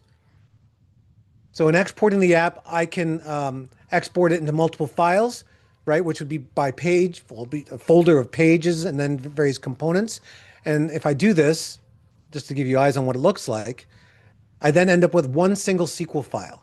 So if I open that up, this is a candidate for something that does not source control very well. And this has been something that a lot of people have been working for us to address for literally 2 decades, right? To bring source control into Apex.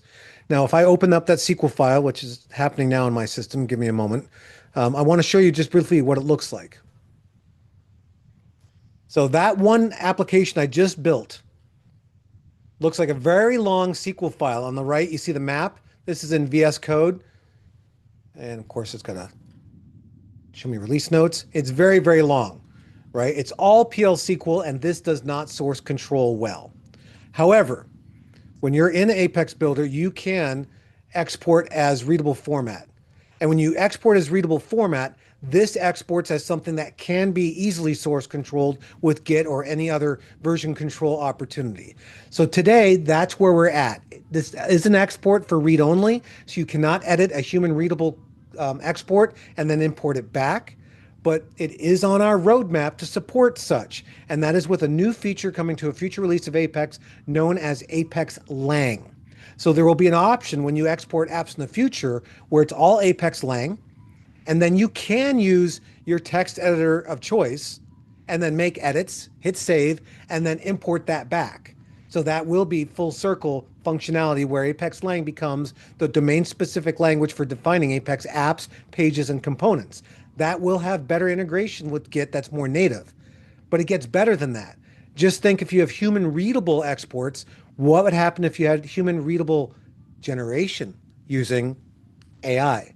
So instead of being taken to that blueprint process, if you literally let AI create content that is Apex Lang specific on the fly, that's the future of all that. And that's going to greatly simplify source control. Now, having said all that, though, there is another feature to be aware of since Apex 24.2.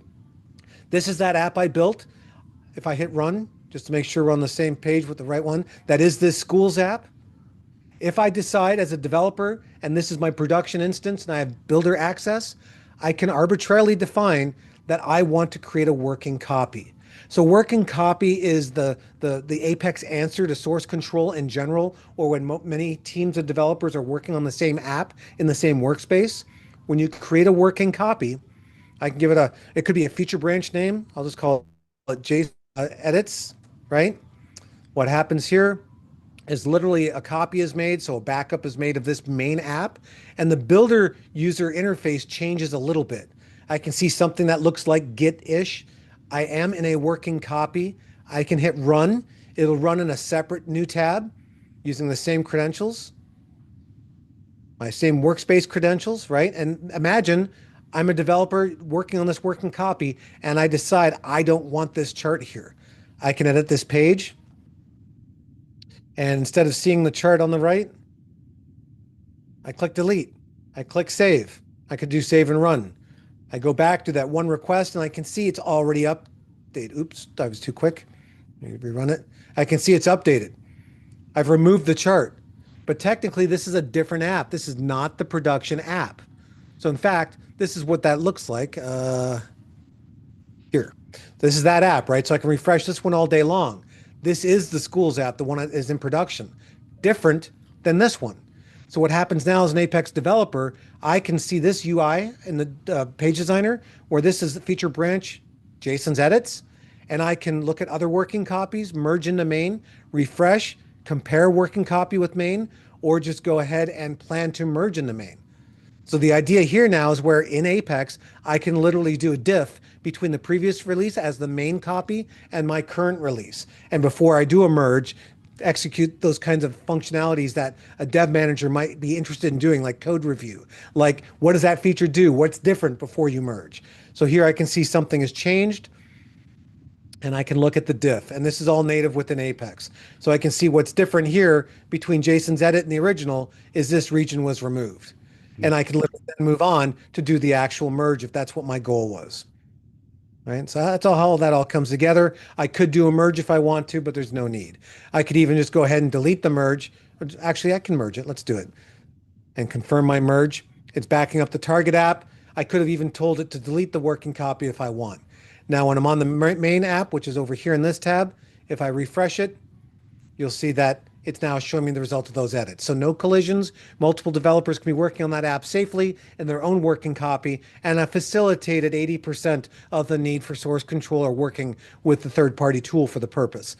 Now, the thing to understand is every bit of this workflow, this DevOps, this CI/CD can be scripted. So you can export apps, export pages, all from command line using SQL CL. So as long as you have that access to that Oracle database with that Apex instance, it can all be scripted and can all be part of a pipeline or a CI/CD approach that suits your business needs. And that link I shared towards the beginning of the call in the chat called the Lifecycle Management V3, that's where all that is discussed here, where you can learn about Jenkins, learn about SQL CL, learn about Liquibase. And in fact, we have a version 4 coming out soon where we talk more about the working copies approach to DevOps and CI/CD. Any other questions I can address moving forward?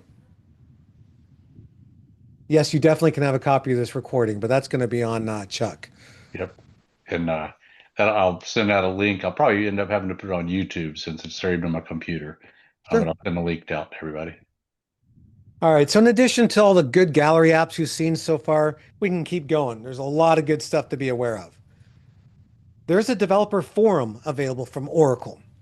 And the Oracle Developer Forum is the community answer for support with all things at Oracle, including Apex, including SQL Developer Web, including you name it, fill in the blank. If it's an Oracle product, there's probably a forum category on this tool. And the interesting thing to know about this tool, and let me bring it up just so you can have eyes on it, is if I go to apex.oracle.com/forum, that's the shortcut. This tool is an Apex app. Everything that was migrated from the old form that used to exist for years and years was brought over.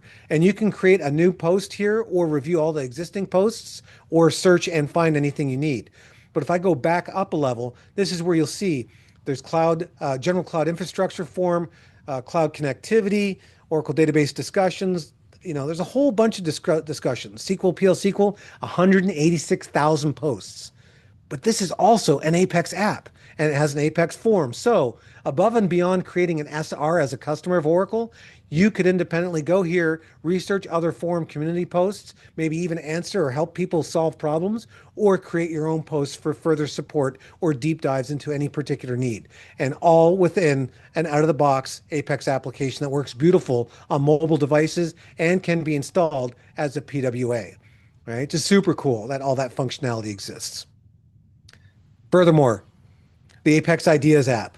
Now, I don't know if there's anyone on the call that is familiar with this tool, but there's a special story behind this tool because this tool is where the community is able to contribute ideas. You submit an idea like, hey, it'd be really cool if Apex had a map function, right? Out of the box. Okay, let's review that idea. And then sure enough, we now have maps available in Apex as a first-class, world-class feature. But there are some ideas that customers need to weigh in on. Maybe there's not enough interest in a certain thing from our perspective until your submission hits this tool, and then we find out it gets 100 votes within a week, right? Or everybody in the community wants that feature.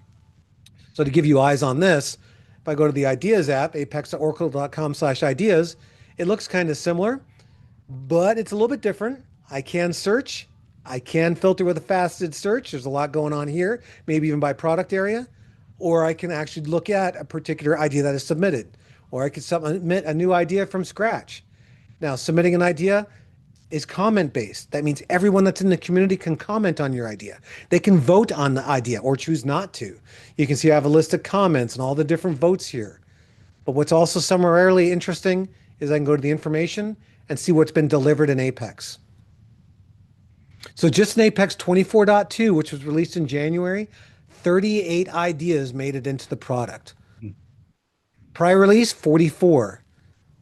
And you can see going back a few years, let's just say around here, I joined the Apex team prior to Apex 21.2. And prior to this tool being created, the tool that existed at the time wasn't very well used. And I reinvigorated the purpose of it. And this app, this Apex Ideas app, is one tool that I created myself as a member of the Apex team. That's production. It's a mobile-friendly app. And you can see our ideas have just been skyrocketing in the community ever since. Right? So we have over 5,000 community members that are contributing to ideas on the regular. And you can see that this app just works beautifully on a mobile device and allows us to interact with all these different submissions. And in fact, if I look and filter maybe one based on the most votes, just to give you a little bit more idea of what it looks like. Let's go to this one. So this one has 117 votes. It's still open, right? Let's go look at this one. Did I click it? Probably not. So this is what it looks like. So filter columns using cascading list of values and interactive grid. It's got 6 comments. Conversation is there. I can go into a random one. Here's another one with a screenshot shared, and comments can be continued to be evolving as time goes on. From there, if I go back, maybe I don't just want to look at those that are open. Maybe I want to look at all of them. So I'm going to cancel that filter. And I also, instead of recent activity, want to look at most votes. So of the closed ones with most votes, I will see this one, automatic fade out of success message, was delivered in 24.1. It had over 209 votes, right? Everybody in the community wanted this feature.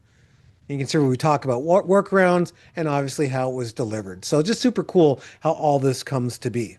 Hey, Jason, speaking of ideas, I know many of the folks came to our recent analytics and AI training here in Tallahassee, and we've had a number of agencies working with on ideas they want to implement. And so Apex is a key tool. We've got a group that'll come in. So if you have ideas you're trying to implement, if you're trying to add AI, if you're looking at analytics, if you've got some proof cases you want to test with, we've got a group that's called Code Innovate that is a free resource. Think of it like a tiger team. They'll come in and they'll spend some time mapping out what you want to do. And then they'll spend 4 days with you and your team actually building this out, and you're doing it with their help. So at the end of that week, you now are trained and are able to do this. But a high percentage of those cases, they're leveraging Apex to deliver that tool. So another invitation here. So if you have ideas that you want to help with a proof of concept with, let us know and we'll work with you and see if we can get some resources for you.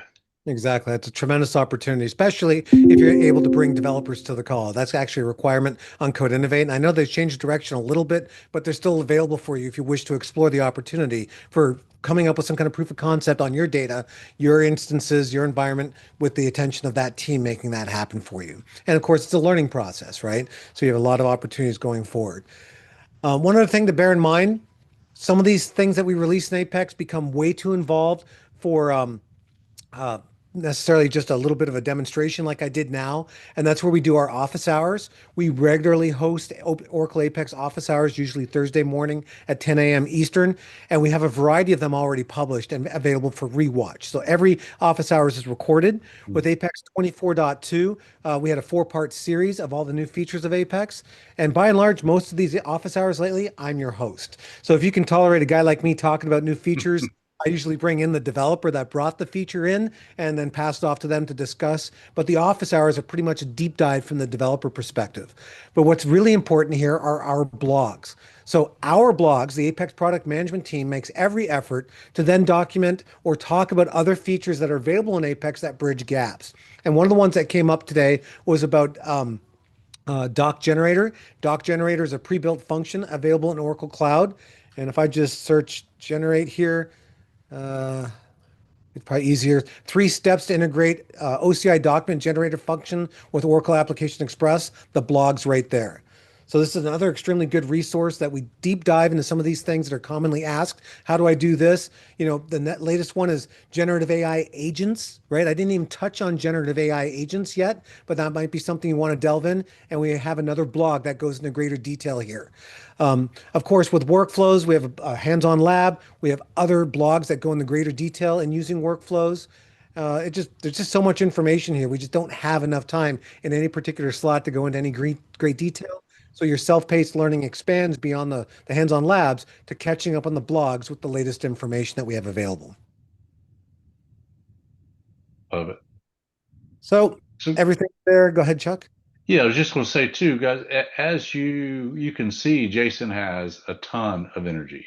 So we've sat down with individual agencies. If you've got questions, you say, hey, let's have, let's pull the expert into your team, reach out, and we'll work with you to in anything we can do to help you guys be successful. That's what we're here for. Exactly. Again, though, if you're sending an email to this guy and it's got lowercase APEX, I never got it. Right? It's got to always be uppercase, just like you see all over my screen here. And by the way, just a footnote, another fun fact. This is all real. This is not virtual. All of it is real. All right. So, in any case, I've been Jayson Hanes. You can reach out to me on LinkedIn, Blue Sky, or X. Please, there's my email address. Reach out to me if you have any other questions, if you want to get back involved on a call like this. And hey, maybe we do want to talk more about DocGen in a little bit more detail. Although I'm not an expert on DocGen, we have a global team that one of them might be able to come on and talk specifically about it, especially those blog posts are created by people that are been more involved or actually had more hands-on on it. And I'll bring those people to the call, including better use of ORDs, including maybe Fusion Apps integration. If you can think of a use case that has Apex that isn't covered to your satisfaction, we want you to be successful in figuring out how to leverage this further. Yeah, thank you, Jayson. And so that was my last note is just, yeah, so feedback also on what kind of training would be helpful going forward. We're here to provide this for you. We want it to be useful. Hopefully this was useful. And, it looks like we can give everybody a little bit of time back, which is great. But Jayson, thank you. That was, as always, amazing. And I appreciate you helping our customers. Absolutely, anytime. And the question just was posted about a future session on ORDS. So Oracle REST Data Services is the middle tier for Apex. However, there are customers that use only ORDS. They don't use Apex, but they use ORDS with Oracle Database for any variety of purposes. ORDS is really the tool that's used to publish REST APIs from the perspective of Oracle Database out, right? As well as receiving requests to facilitate operations with Apex, as well as consuming data sources locally. So ORDS is very capable and it does deserve its own attention.